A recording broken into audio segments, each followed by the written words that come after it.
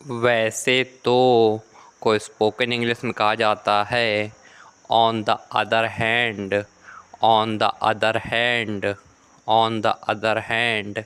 जैसे कि हम हिंदी में कहते हैं वैसे तो आज से आप स्पोकन इंग्लिश में कहना on the other hand, on the other hand.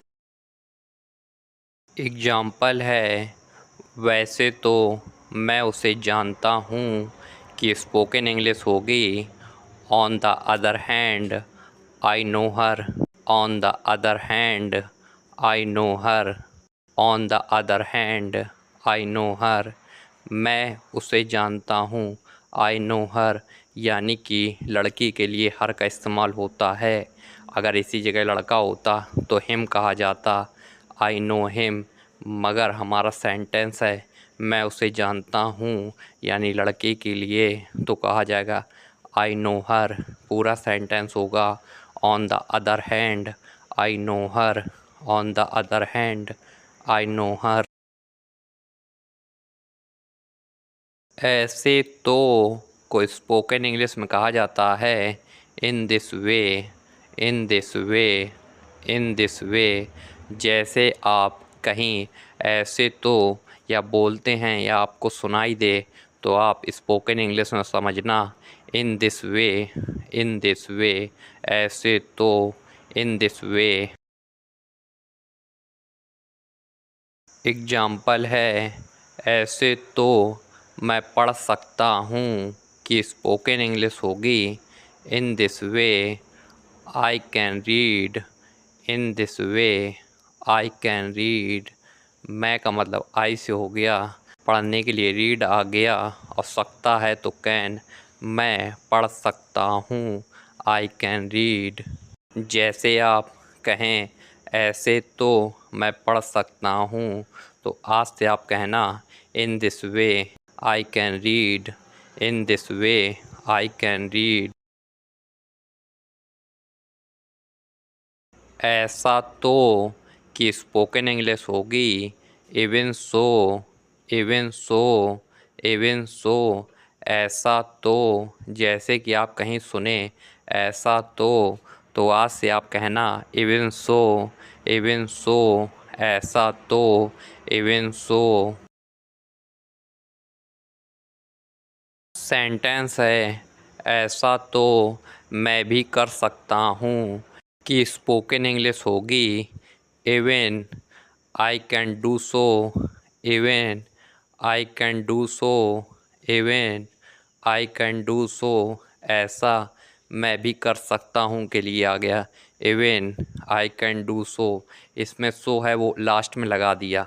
Even यानी ऐसा और आई यानी मैं कर सकता हूँ के लिए कैन डू, और जो तो के लिए सो लगा तो लास्ट में लग गया even I can do so, even I can do so. ऐसा मैं भी कर सकता हूँ। फिर तो कि स्पोकन इंग्लिश होगी सो दैन, सो दैन। या फिर आप कह सकते हैं तो फिर तभी भी सो दैन लगेगा। जैसे आप कहीं सुने फिर तो उसकी जगह होता है स्पोकन इंग्लिश में सो दैन, सो दैन। फिर तो, सो दैन। सेंटेंस है हमारा, फिर तो वह नहीं आएगी यानी लड़की के लिए फिर तो वह नहीं आएगी। जैसे कि हमारी किसी लड़की से लड़ाई हो जाए तो हम हिंदी में कहते हैं फिर तो वो नहीं आएगी, तो उसकी जगह आज से आप कहना so then she will not come, so then she will not come, so then she will not come. So then यानी फिर तो वह नहीं आएगी के लिए सी विल नॉट कम। जैसे कि सी विल नॉट कम हिंदी में कहा जाता वह नहीं आएगी, फिर तो लग गया तो आ गया so then she will not come, फिर तो वह नहीं आएगी। अच्छा तो कि स्पोकन इंग्लिश होगी ओके देन, ओके देन। अच्छा तो, ओके देन।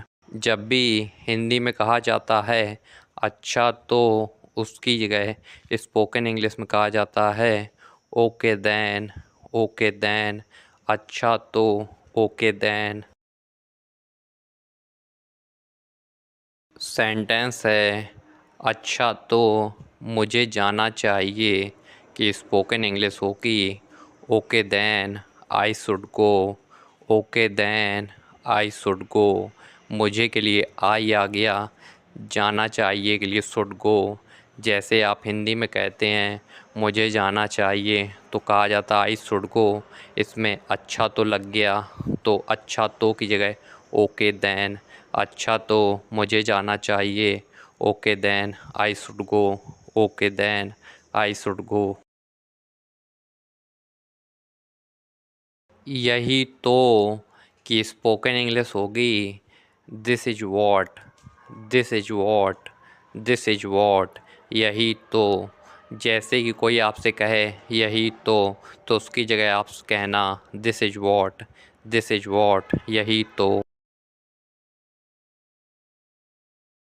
सेंटेंस है यही तो मैं सोच रहा हूँ कि स्पोकन इंग्लिश होगी this is what I am thinking, this is what I am thinking, this is what I am thinking. मैं के लिए आई आ गया, हूँ के लिए एम, सोचने के लिए थिंक होता है लेकिन प्रेजेंट का कॉन्टिन्यूअस टेंस है इसलिए थिंकिंग हो गया। तो this is what I am thinking, this is what I am thinking. वही तो कि स्पोकन इंग्लिश होगी that is what, that is what, that is what. वही तो, वह के लिए दैट आ गया, वही तो दैट इज वॉट। जैसे कि आप वही तो कहेंगे तो आज से आप कहना that is what, that is what. Sentence है वही तो मैं सोच रहा था कि स्पोकन इंग्लिश होगी that is what I was thinking, that is what I was thinking, that is what I was thinking. वही तो, that is what I was thinking. मैं के लिए आई हो गया, वॉच के लिए था, सोचने के लिए थिंक, लेकिन पास्ट का कॉन्टीन्यूअस है इसलिए थिंकिंग हो गया। That is what I was thinking. जैसे कि आप किसी से कहें हिंदी में मैं सोच रहा था तो उसकी स्पोकन इंग्लिश होगी I was thinking, I was thinking. इसमें वही तो ऐड हो गया, इसकी जगह दैट इज वॉट ऐड हो गया। सेंटेंस है वही तो मैं सोच रहा था that is what I was thinking.